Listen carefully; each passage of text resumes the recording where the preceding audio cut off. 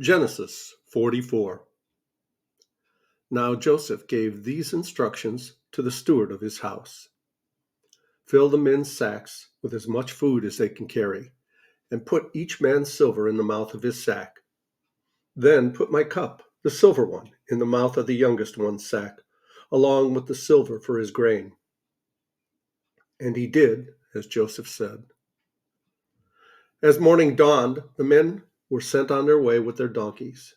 They had not gone far from the city when Joseph said to his steward, "Go after those men at once, and when you catch up with them, say to them, 'Why have you repaid good with evil?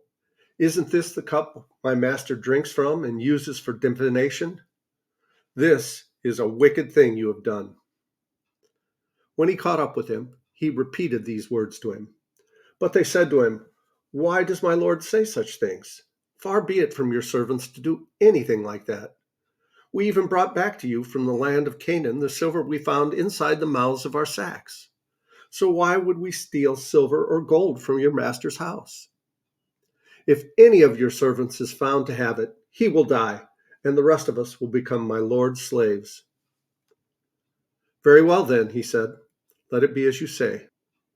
Whoever is found to have it will become my slave. The rest of you will be free from blame."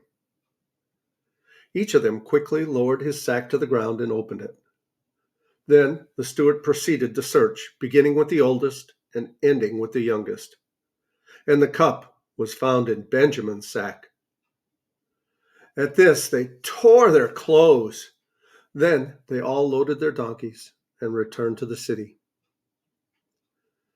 Joseph was still in the house when Judah and his brothers came in, and they threw themselves to the ground before him. Joseph said to them, "What is this you have done? Don't you know that a man like me can find things out by divination?" "What can we say, my lord?" Judah replied. "What can we say? How can we prove our innocence? God has uncovered your servant's guilt. We are now my lord's slaves, we ourselves and the one who was found to have the cup." But Joseph said, "Far be it from me to do such a thing. Only the man who was found to have the cup will become my slave. The rest of you, go back to your father in peace." Then Judah went up to him and said, "Pardon your servant, my lord. Let me speak a word to my lord. Do not be angry with your servant, though you are equal to Pharaoh himself. My lord asked his servants, 'Do you have a father or brother?' And we answered, 'We have an aged father, and there is a young son born to him in his old age. His brother is dead, and he is the only one of his mother's sons left, and his father loves him.' Then you said to your servants, 'Bring him down to me so I can see him for myself.' And we said to my lord, 'The boy cannot leave his father. If he leaves him, his father will die.' But you told your servants, 'Unless your youngest brother comes down with you, you will not see my face again.' When we went back to your servant, my father, we told him what my lord had said. Then our father said, 'Go back and buy a little more food.' But we said, 'We cannot go down. Only if our youngest brother is with us will we go.